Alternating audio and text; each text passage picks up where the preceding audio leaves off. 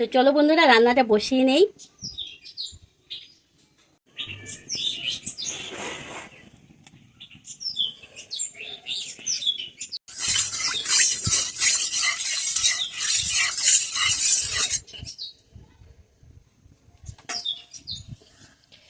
মাছটা লবণ হলুদ দিয়ে আগের থেকে মেখে রেখে দিয়েছি।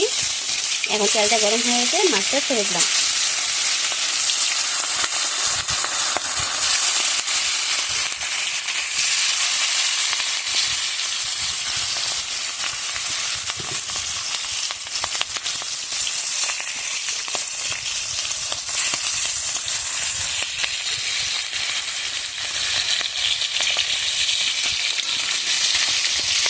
আজকেও আবার বাইরে বসেছি রান্না করতে।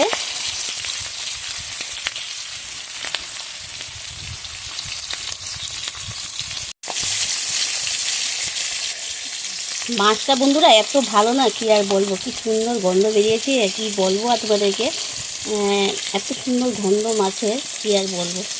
মানে এখানে যখন ভাবছি না আমি, এই দেখো পুরো মতো ভাজা হচ্ছে না, কিন্তু তেলে দেওয়ার সাথে সাথে খুব সুন্দর গন্ধ বেরিয়েছে।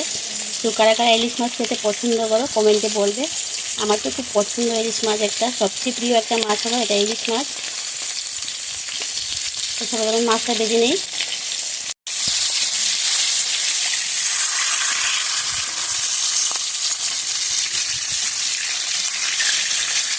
চুলার আঁচ না কড়ির আঁচ, সেই একদম টাইম লাগে না এখানে রান্না করতে, ঝটপট রান্নাটা হয়ে যায়, খুব সুন্দর আঁচ হয়।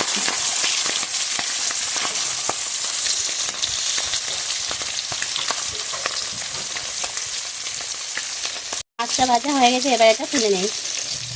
মাছটা ভাজি করে আমি নামিয়ে নিয়েছি। এবার মাছের তেলের মধ্যে 5 ফোড়ন সম্বার দিয়ে দিলাম।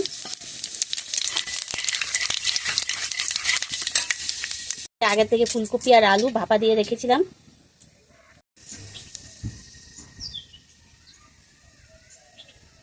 তো 5 ফোড়নটা আমার লাল লাল করে ভাজা হয়ে গেছে, এর থেকে বেশি ভাজবো না, না হয় পুরা পুরা সেন্ট উঠবে। এখন এর মধ্যে ফুলকপি আর আলুগুলো আমি দিয়ে দিলাম।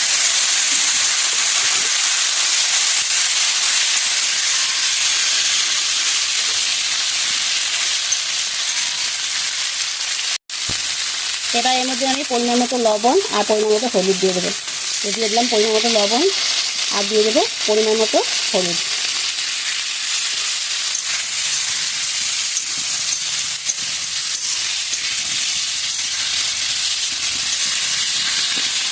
এটা ভালো করে ভেজে নেব।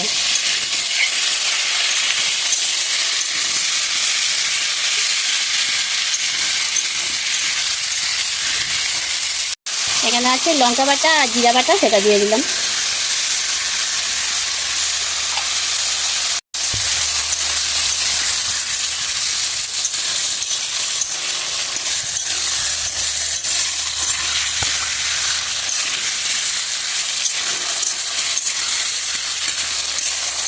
এবার একটু ভালো করে কষিয়ে নেব।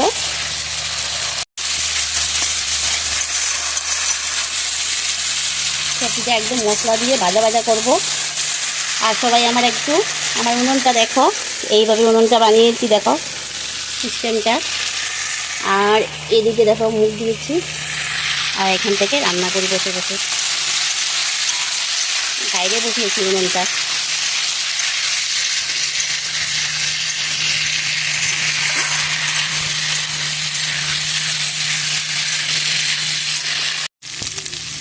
তো দেখো খুব ভালো করে সবজিটা ভাজি ভাজি করে নিয়েছি। তো এবার এখন আমি এর মধ্যে জলটা দিয়ে দেবো।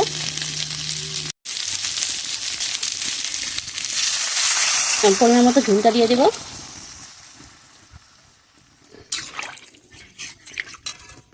তো পরিমাণ মতো দেখো আমি জল দিয়ে দিলাম। এবার ঝুলটা পাক উঠুক, তারপরে এর মধ্যে মাছগুলো দিয়ে দেবো। তো ঝুলটা দেখো পাক উঠে গেছে, এখন আমি এর মধ্যে মাছগুলো দিয়ে দেবো।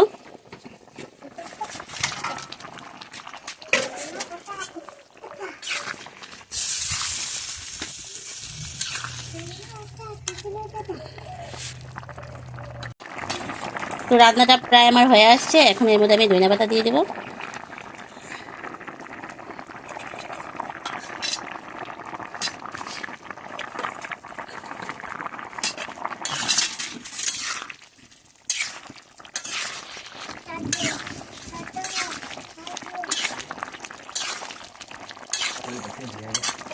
কমপ্লিট হয়ে গেছে, এই অবস্থায় আমি নামিয়ে নেব।